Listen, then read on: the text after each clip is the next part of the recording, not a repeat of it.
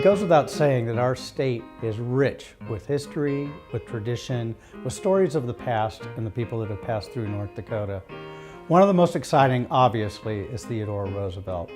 Not so much simply for what North Dakota's impact was on Theodore Roosevelt, but Theodore Roosevelt's impact on North Dakota, the nation, and the world. We have the opportunity to bring that to a fine focus never before possible through the Theodore Roosevelt Presidential Library in Medora. The proposal for that library is extraordinary and gives our state an opportunity to feature one of its leading citizens who, ironically, was not a citizen of our state in the residential term. So little Theodore Roosevelt is homeschooled in his home, but he's reading books all the time, a passion that would stay with him his entire life. In fact, he even created a Theodore Roosevelt Natural History Museum, as he called it. His father had said, Theodore, you have a very good mind, but you must build up your body. And so to that end, he did. Now, TR is going to go out to this place in the Wild West. And he did not realize that he was going out there right after the last great buffalo hunt. But he loved it. And so he's going out and fulfilling what will be his destiny by coming out here. My father, Theodore Roosevelt Sr., was the best man I ever knew. I never knew anyone who got greater joy out of living than did my father, or anyone who more wholeheartedly performed every task at work or at play. For he died when he was young, 46 years old, being far too young to have retired. My mother was a sweet and gracious Southern woman, delightful companion, and possessed with a keen sense of humor. I was a sickly and delicate little boy given much to asthma, frequently had to be taken away on long trips to find a place where I could even breathe. I remember walking up and down the halls with my father carrying me in his arms when I was a very young person, or sitting at the side of my bed, gasping for breath. I never grew to have keen powers of observation, but what I did see, I saw rather clearly, and I was fairly apt to understand what it meant. And so, leaving his family behind and this love behind, he discovers this new adventure out in Dakota Territory. Goes out to a little town there called Little Missouri, right along the Missouri River, of course. Little Missouri. He would go into Alice's room, and she was delirious, was not aware that anyone else was even in the house, and he held her, I'm sure, as close as anyone holds anyone whom they love so dearly. And her life passed from this earth. And then, as heartsick as he was at that, he had to go down and comfort his mother, and very quickly her life had also expired.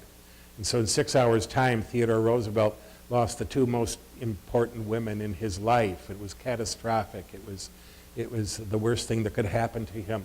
And he wrote in his diary, it's February 14th, by the way, at that time, what we celebrate as Valentine's Day, 1884. He wrote a black X, and he wrote, "The light has gone out of my life." And so Alice the baby will go and live with his sister, and he gets out of the legislature at the end of the session, and he runs away to where he had found just a little bit of solace the year before. So he goes out and he becomes a gentleman rancher in the new little town that had sprung up next to Little Missouri, goes out to a little town called Medora. But he's a very unlikely cowboy when he comes out here.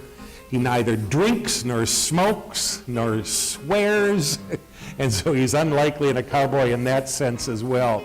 But he comes out just exuberant about his entire experience.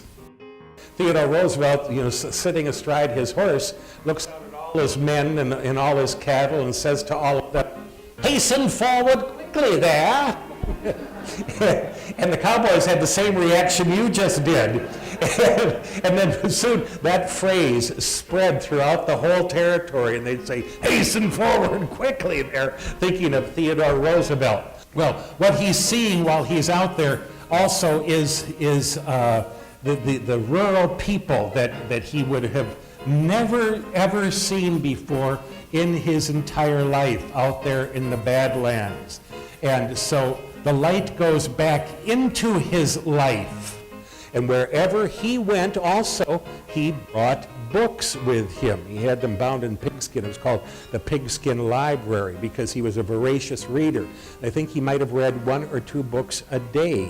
He would walk from office to office, even in the White House or wherever he was, reading a book. He loved books. He loved libraries. And he says, I'm very happy to be here with you. I consider myself as much a Westerner as I am an Easterner. Later on, he said, I shall never forget what I learned in North Dakota. The most important influences of my life were made while I was there. To that I owe my sympathy and knowledge of the Western people. If it had not been for my years in North Dakota, I never would have become president. So you see, they are particularly responsible for me. Naturally, I feel the liveliest and keenest in the interest of North Dakota. I feel I am among my own people and in my own land.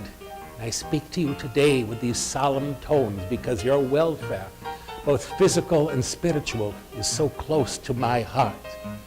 And so now this wonderful, wonderful writer is launching on the new career as President of the United States. He's giving them all his philosophy about a single topic there in the White House. And he says, you're probably thinking that I'm preaching too much to you, but as president, I have such a bully pulpit. And so then that phrase begins, and we still use it today as the President of the United States. He loved books, and he loved reading, and he loved education, and he loved the North Dakota people. And so his library would be for the North Dakota people, but the people of the world as well. So I hope that Theodore Roosevelt's life will always continue, and that we will all be drawn to his history. Thanks so much for letting me talk to you. Thank you.